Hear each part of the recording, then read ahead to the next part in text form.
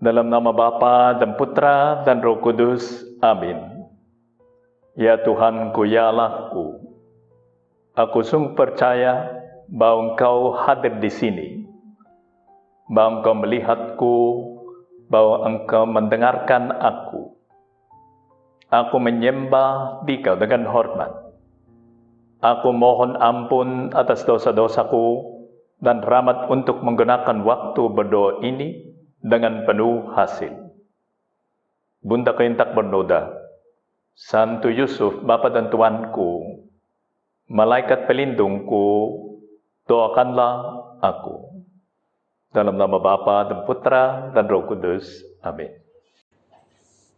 Besok adalah pesta pembaptisannya Tuhan Yesus Kristus.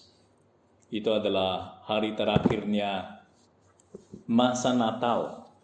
Setelah itu kita memulai dengan masa biasa lagi.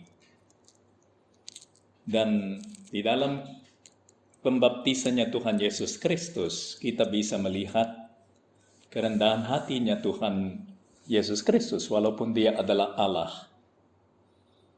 Tapi dia memilih dibaptis oleh Santo Yohanes Pembaptis, yang adalah hanya manusia. Tapi sepertinya dari luar itu menerima sesuatu dari manusia.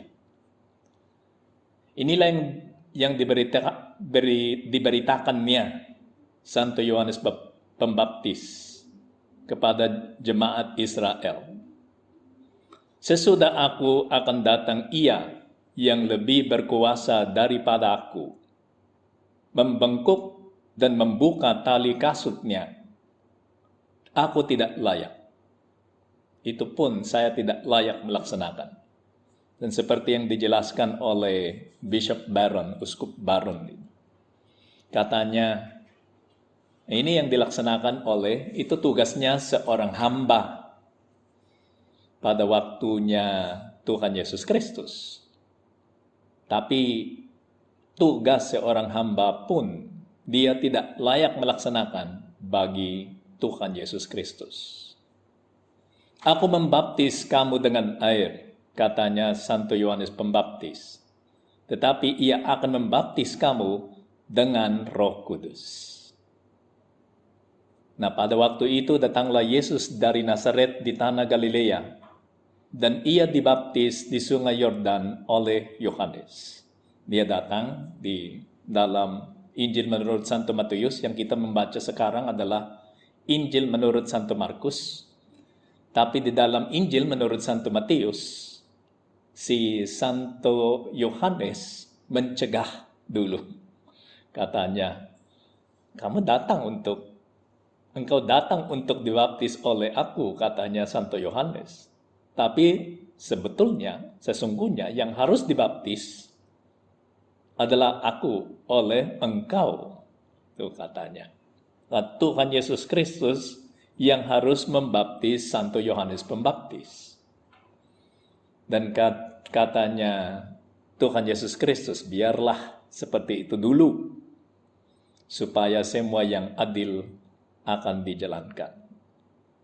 Maksudnya, ya, karena ini adalah cara bagaimana Tuhan Yesus Kristus memasukkan sakramen pembaptisan di dalam gereja Katolik.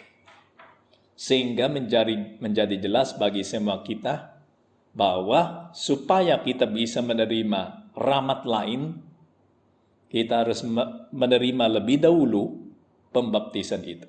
Katanya Katekismus Gereja Katolik, pembaptisan suci adalah dasar seluruh kehidupan Kristen. Pintu masuk menuju kehidupan dalam roh. Yang latinnya adalah Vitae Spiritualis Janua. Pintu masuk menuju kehidupan dalam roh. Dan menuju sakramen-sakramen yang lain. Maksudnya kita tidak bisa menerima sakramen lain kalau kita belum menerima pembaptisan. Nah, oleh karena itu, Tuhan Yesus Kristus menjelaskan ini lewat pembaptisannya sendiri. Aku dibaptis dulu, yang lain itu harus dibaptis juga. Santo Yohanes Pembaptis yang disuruh untuk mewartakan kedatangannya Tuhan Yesus Kristus, mewartakan juga pembaptisan. Kita harus bertobat. Setelah itu kita menerima rahmatnya dengan pembaptisan. Demikianlah kerendahan hatinya Tuhan Yesus Kristus, yang adalah salah satu topik di dalam rekoleksi kita ini. Kerendahan hati. Dan itu kelihatan di dalam pembaptisannya Tuhan Yesus Kristus yang kita akan rayakan besok hari Minggu. Pembaptisan suci adalah dasar seluruh kehidupan Kristen. Pintu masuk menuju kehidupan dalam roh dan menuju sakramen-sakramen lain. Dan sakramen-sakramen lain itu diberikan kepada kita oleh Roh Kudus juga. Karena waktu sakramen-sakramen itu yang menjadi efektif, kan? Tuhan Yesus Kristus sudah ada di surga. Dan setelah dia naik ke surga, yang disuruh untuk menguduskan kita adalah Roh Kudus. Oleh karena itu, sekarang yang berkarya di dalam, walaupun yang Allah Tritunggal itu, mereka bertiga, Allah Bapa, Allah Putra, Allah Roh Kudus, bekerja di dalam kehidupan rohani kita. Tapi dari sudut pandangan kita, karena Tuhan Yesus Kristus sudah ada di surga, dan Allah Bapa selalu ada di surga, dari sudut pandangan kita, yang dirasakan berkarya di dalam kehidupan kita ini adalah Roh Kudus. Nah, kita harus rendah hati, sebagaimana Tuhan Yesus Kristus itu adalah rendah hati, supaya Roh Kudus itu bisa datang. Kata itu yang terjadi, kan? Pada waktu itu datanglah Yesus di Nazaret di tanah Galilea, dan ia dibaptis di sungai Yordan oleh Yohanes. Pada saat itu ia keluar dari air, ia melihat langit terkoyak, dan roh seperti burung merpati turun ke atasnya. Lalu terdengarlah suara di surga, "Engkaulah anakku yang kukasihi, kepadamulah aku berkenan," katanya Allah Bapa. Nah, ini penampakan Allah Tritunggal. Allah Bapa yang bersuara, Allah Putra yang dibaptis, dan Allah Roh Kudus yang turun untuk menyatukan diri dengan Allah Putra yang baru dibaptis. Supaya kita bisa melihat bahwa kita juga menerima Roh Kudus waktu kita dibaptis. Dalam kuasa roh, kembalilah Yesus ke Galilea. Dia pulang, beberapa waktu kemudian. Dan tersiarlah kabar tentang dia di seluruh daerah itu. Sementara itu ia mengajar di rumah-rumah ibadat. Di situ dan semua orang memuji dia. Ia datang ke Nazaret, tempat dia dibesarkan, dan menurut kebiasaannya pada hari Sabat ia masuk ke rumah ibadat. Lalu berdiri hendak membaca dari Alkitab. Kepadanya diberikan kitab Nabi Yesaya, dan setelah dibukanya, ia menemukan nas di mana ada tertulis. Sepertinya dia memilih itu. Dan juga itu direncanakan oleh Tuhan, karena justru buku yang diberikan kepadanya adalah buku dari Yesaya. Dan di dalam buku Yesaya itu ada nubuat tentang Sang Mesias. Dan yang dia baca adalah nubuat itu. Roh Tuhan ada padaku. Oleh sebab ia telah mengurapi aku. Kristus, dia adalah Kristus yang diurapi. Roh Tuhan ada padaku, oleh sebab ia telah mengurapi aku untuk menyampaikan kabar baik kepada orang-orang miskin. Dan ia telah mengutus aku untuk memberitakan pembebasan kepada orang-orang tawanan dan penglihatan bagi orang-orang buta, untuk membebaskan orang-orang yang tertindas, untuk memberitakan tahun rahmat Tuhan telah datang, katanya Tuhan Yesus Kristus. Dia membaca itu, dan semua orang yang ada di dalam di dalam rumah ibadat itu tahu bahwa itu adalah nubuat tentang yang Sang Mesias. Kemudian ia menutup kitab itu, memberikannya kembali kepada pejabat. Lalu ia duduk. Biasanya orang yang membaca di dalam rumah ibadat pada hari Sabat, yang memberikan sedikit penjelasan atas ayat itu.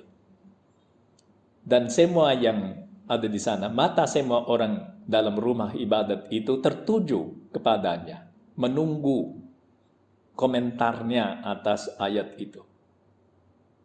Lalu ia memulai mengajar mereka, katanya, pada hari ini genaplah nas ini sewaktu kamu mendengarnya. Akulah Sang Mesias, katanya Tuhan Yesus. Itu maksudnya Tuhan Yesus Kristus waktu dia mengatakan itu. Dan mereka heran akan kata-kata yang indah yang diucapkannya. Lalu kata mereka, bukankah ini anaknya Yusuf? Kita kenal dia. Kenapa dia mengatakan itu? Aku adalah Sang Mesias. Itu maksudnya pengakuannya Tuhan Yesus Kristus. Karena memang dia menerima Roh Kudus melalui, selalu ada bersama dia karena dia adalah Allah, kan? Tapi di dalam pembaptisan itu, kemanusiaan ilahinya itu, kayak kemanusiaan yang sungguh ada di dalam dirinya, menerima Roh Kudus, disucikan oleh Roh Kudus itu. Di dalam kerendahan hatinya sebagai manusia, karena dia merendahkan diri, katanya Santo Paulus, dia bisa menerima Roh Kudus di dalam kemanusiaannya. Oleh karena itu, kalau kita mau menerima Roh Kudus, kalau kita mau menghidupkan lagi kehidupan rohani kita harus menjadi rendah hati. Siap untuk membuka diri untuk menerima semua anugerah yang dipersiapkan oleh Tuhan bagi kita. Dan itu dimulai dengan sakramen pembaptisan. Maka kita sudah menerima rahmat-Nya. Yang kurang adalah yang dari bagian kita. Kita harus memakai rahmat itu untuk menguduskan diri. Tidak cukup mengakui diri sebagai orang Katolik, orang yang dibaptis, aku orang Katolik, dan juga aku belajar banyak, dan katekismus kami itu lengkap, kami yang paling benar gitu. Tapi tidak cukup menjadi orang Katolik, mengakui ini, membaca semua yang ditulis di dalam katekismus Gereja Katolik. Kita harus menghidupkan semuanya. Dan oleh karena itu katanya Tuhan Yesus Kristus, selain yang rahmat yang kita terima dulu waktu kita dibaptis, kita harus terus-menerus dihidupkan oleh Roh, didorong oleh Roh Kudus, supaya kita harus membiarkan Roh Kudus itu mendorong kita, membawa kita ke tempat di mana kita harus berkarya bagi Tuhan. Pembaptisan ini dinamakan penerangan karena siapa yang menerima pelajaran katekesi diterangi oleh Roh, katanya katekismus Gereja Katolik lagi. Pembaptisan itu dinamakan penerangan karena siapa yang menerima pelajaran katekesi ini diterangi oleh Roh. Orang yang dibaptis punya bantuan dari Tuhan untuk menerima semua ajarannya Tuhan Yesus Kristus, untuk menerima semua ajaran gereja, dan yang menerangi intelek kita ini, akal budi kita ini, sehingga akal budi kita ini siap untuk menerima ajarannya Tuhan Yesus Kristus adalah Roh Kudus. Jangan berpikir bahwa semua itu dilaksanakan oleh kita saja. Kita harus meminta pertolongannya Roh Kudus. Tuhan, bantulah kami untuk menghidupkan lagi kehidupan rohani, menghangatkannya itu lagi. Karena walaupun kami sudah dibaptis dan rahmat-Nya sungguh-sungguh ada, kan? Itu yang diajarkan kepada kita oleh Gereja Katolik. Orang yang dibaptis menerima organisme baru, Oke, kalau kita manusia, ya sebagai manusia yang duniawi ini, bagian kita yang hewani punya badan, kan? Dan badan itu bukan ya dari satu unsur aja, satu anggota aja. Badan kita ini seperti yang dijelaskan oleh Santo Paulus, terbentuk dari banyak anggota yang berbeda-beda. Ada tangannya, ada kakinya, ada organ-organ tertentu supaya badan kita ini bisa berfungsi dengan baik. Nah, kalau itu terjadi dengan badan, katanya ya teolog-teolog di dalam gereja Katolik, jiwa kita pun punya yang seperti organ-organ spiritual. Ya, memang bukan material kan, kita tidak bisa dihitung sebagaimana kita bisa menghitung organ di dalam badan. Tapi tiap jiwa itu yang menerima rahmat dari Tuhan punya keutamaan-keutamaan tertentu. Supaya jiwanya itu, kehidupan rohaninya itu bisa menjadi lengkap.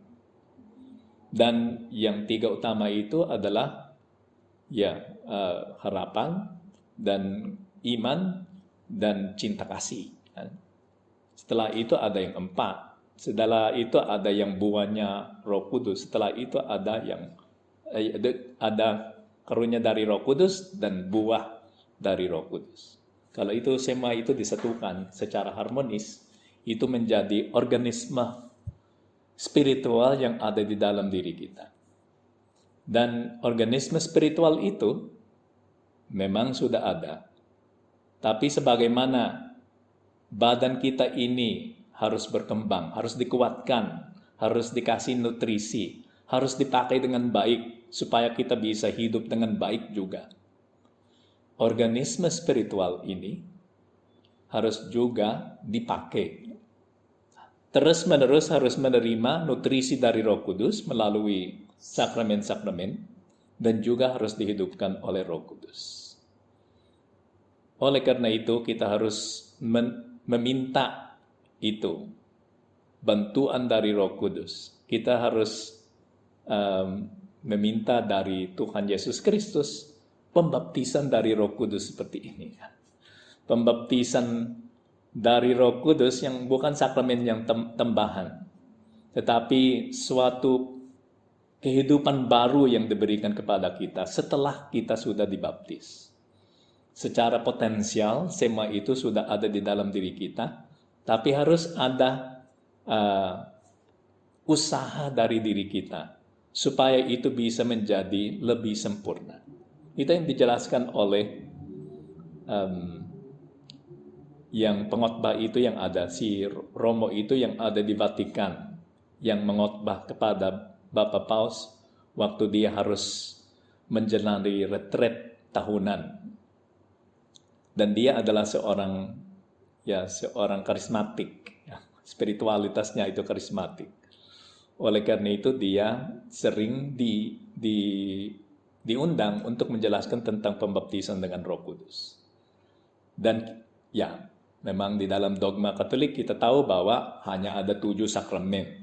Maka tidak bisa ditambah pembaptisan dengan Roh Kudus. Karena pembaptisan yang pertama itu sudah adalah pembaptisan dengan Roh Kudus. Tapi dia menjelaskan bahwa ada pembaptisan kedua. Tapi itu bukan pembaptisan yang seperti diulangi pembaptisannya. Karena waktu kita dibaptis, katanya,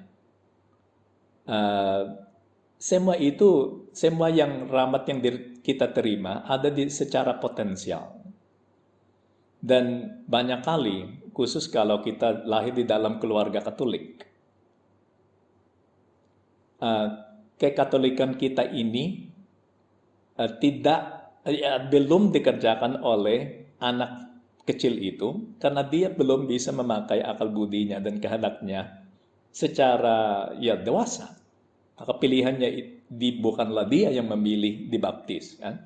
Dia dibaptis karena dia dibawa oleh orang tuanya ke gereja supaya itu bisa dibaptis. Dan itu ada gunanya karena kita percaya bahwa orang yang dibaptis dosa asal dihapus dari jiwanya ini, dan jiwa yang bersih sudah siap untuk menerima semua rahmat dari Tuhan.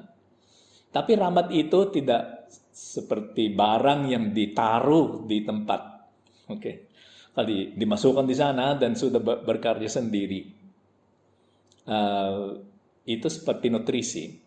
Dan badan harus bekerja untuk mengubah makanan itu menjadi bagian dari badan kita. Nah, katanya yang kedua itu, waktu kita menjadi orang dewasa, waktu orang itu mulai memakai akal budinya dan kehendaknya, baru Roh Kudus itu datang lagi untuk membantu dia, supaya dia bisa menghidupkan kehidupan rohaninya secara lebih bebas dan secara lebih sadar. Dia harus menerima apa yang sudah menerima lagi atau mengakui lagi apa yang dia sudah menerima waktu dia dibaptis, supaya kekristenannya itu menjadi otentik. Itu yang dicari, katanya ini yang dicari oleh orang-orang karismatik.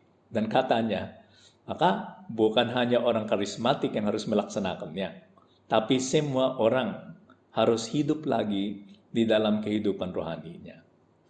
Itu penjelasannya. Itu bantuan. Oleh karena itu, Gereja Katolik tidak menolak yang orang-orang ini yang mencari menghidupkan kehidupan rohaninya lagi dengan meminta pertolongannya Roh Kudus. Di dalam kerendahan hati mereka yang mengikuti kerendahan hatinya Tuhan Yesus Kristus, mereka menerima secara lebih sadar Roh Kudus itu lagi. Ya Tuhan, bantulah kami untuk menghidupkan lagi kehidupan rohani kami ini. Mungkin kita bukanlah orang karismatik, tapi kita memang orang yang mencintai Tuhan. Dan orang yang mencintai Tuhan tidak bisa mencintai Tuhan satu kali saja. Tiap kali ada kesempatan, kita harus menunjukkan kepada Tuhan cinta kasih yang ada di dalam diri kita. Pencurahan roh kemudian adalah respons oleh Allah terhadap disfungsi di mana kehidupan Kristen sekarang menemukan dirinya sendiri. Sekarang katanya si Romo Cantalamessa yang pengkhotbahnya di Vatikan. Sekarang ya memang banyak orang yang menjadi dewasa, mungkin mereka sudah dibaptis, tapi belum mengalami secara konkret, secara personal kedekatannya Tuhan Allah. Karena mereka salah berpikir bahwa dengan pembaptisan itu, ya cukup, ini sudah lengkap. Atau dengan mengikuti misa, tanpa mengembangkan kehidupan rohani, itu cukup, karena saya sudah memenuhi syarat. Dengan menyambut komuni, ya itu cukup, karena saya sudah memenuhi syarat. Tapi katanya si Romo Cantalamessa itu kurang. Kita harus menerimanya secara sadar dan harus tahu apa maksudnya ini. Dan kita harus membiarkan Tuhan Allah berkarya di dalam jiwa kita. Pencurahan roh kemudian adalah respons oleh Allah terhadap disfungsi di mana kehidupan Kristen sekarang menemukan dirinya sendiri. Ada yang kurang, maka Tuhan itu membantu. Roh Kudus itu datang lagi untuk membantu kita. Dalam beberapa tahun terakhir ini, kita tahu bahwa gereja, para uskup, juga mulai khawatir bahwa sakramen Kristen, terutama pembaptisan, diberikan kepada orang-orang yang tidak akan memanfaatkannya dalam kehidupan mereka. Dengan demikian, mereka telah mempertimbangkan kemungkinan untuk tidak mengelola pembaptisan ketika jaminan minimum bahwa karunia kasih karunia ini akan dihargai. Ada beberapa orang yang berpikir, lalu jangan dibaptis dulu. Dan ada beberapa orang tua pun yang berpikir bahwa jangan dibaptis dulu anaknya, supaya dia bisa memilih sendiri. Maka mereka menjadi khawatir karena mereka berpikir bahwa sayang sekali dibaptis tapi dia tidak berkembang di dalam kehidupan rohani. Nah, katanya si Cantalamessa, Tuhan itu selalu siap untuk membantu kita. Maka kita harus membuka diri dengan mencari itu bantuan dari Roh Kudus. Tuhan Yesus Kristus adalah yang selalu berkarya di dalam diri kita lewat Roh Kudus. Setelah si Santo Franciscus, dia katanya si Cantalamessa ini, Santo Franciscus itu mengalami sesuatu seperti ini. Maka dulu dia bersenang-senang aja, dia tidak kurang serius di dalam kehidupan rohaninya. Tapi suatu hari mereka berpesta, dan setelah mereka meninggalkan rumah itu di mana mereka merayakan sesuatu, mereka mulai bernyanyi di perjalanan, dan teman-temannya Franciscus itu berjalan di depannya.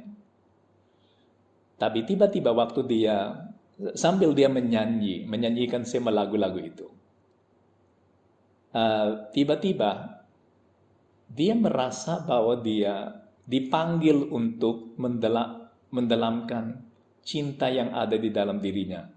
Apa yang dia merasakan sekarang ini sangat misterius, sehingga setelah banyak tahun dia melihat bahwa itu adalah karyanya Roh Kudus. Mereka menyanyikan lagu-lagu tentang cinta, tapi dia dibawa kepada cinta akan Allah, bukan cinta yang duniawi, melainkan cinta yang surgawi. Dan dia berdiam setelah itu, dan teman-temannya itu melihat bahwa dia sudah tidak bernyanyi lagi. Apa yang terjadi kepadamu? Katanya teman-temannya Santo Franciscus kepada dia. Dan dia menjelaskan, ada sesuatu yang terjadi di dalam hatiku. Apakah kamu sudah jatuh cinta? Sudah mau menikah? Ya, seperti itu katanya Santo Franciscus. Ada sesuatu, benar katanya. Saya berpikir untuk merayu pengantin yang paling mulia, terkaya dan tercantik yang pernah dilihat. Tapi maksudnya itu spiritual, bukan yang duniawi. Ya, itu karyanya Tuhan yang masuk di dalam orang dewasa yang sudah dibaptis, lupa efek pembaptisannya, dan tiba-tiba dia diingatkan lagi oleh Tuhan. Pencurahan dari Roh Kudus. Dalam orang yang menerima rahmatnya sebagaimana Tuhan Yesus Kristus menerima pembaptisannya waktu dia dibaptis oleh Santo Yohanes Pembaptis. Marilah kita pergi kepada Bunda Maria. Bunda Maria juga menerima semua rahmat dari Tuhan dengan kerendahan hati.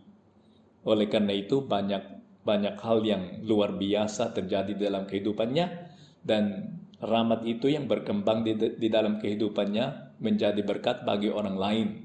Sehingga Bunda Maria itu menjadi alatnya Allah untuk menyelamatkan orang lain.